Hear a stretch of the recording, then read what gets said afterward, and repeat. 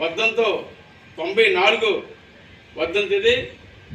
మరి ఆ రోజుల్లో స్వాతంత్రం కోసం అమెరికా సామ్రాజ్య వ్యతిరేకంగా భగత్ సింగ్ గారు, సుఖదేవ్ గారు, రాజ్దేవ్ గారు ఆ రోజుల్లో బ్రిటిష్ వ్యతిరేకంగా స్వాతంత్ర పోరాడిన వ్యక్తులు ఈ ముగ్గురు వ్యక్తులు భగత్ సింగ్, సుఖదేవ్, రాజ్గురు. ఎందుకంటే ఆ రోజుల్లోనే స్వాతంత్రం కోసం ఆయన వయసు చాలా చిన్న వయసు, 23 సంవత్సరాల వయసు భగత్ సింగ్ గారికి.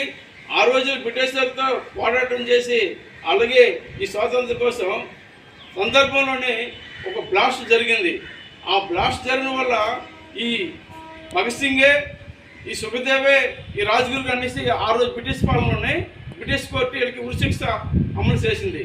ఉరిశిక్ష అమలు చేసిన తర్వాత అప్పుడు కూడా మన గాంధీ తాత గారు ఉన్నారు, దానికి సంబంధించి మళ్ళీ రౌండ్ 2 సమావేశం వేసినారు.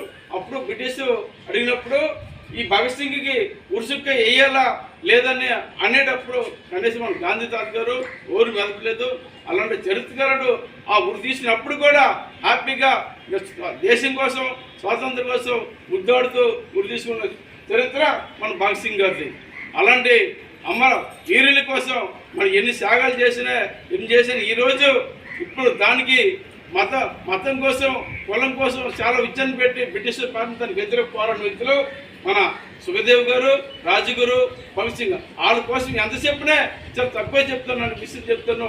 ఈరోజు కార్మికులు, కర్షకులు ఈరోజు ఉన్నారంటే వాళ్ళు ప్రతి సంవత్సరం కూడా నిరంతరం కూడా రోజులు భగత్ సింగ్ గారి.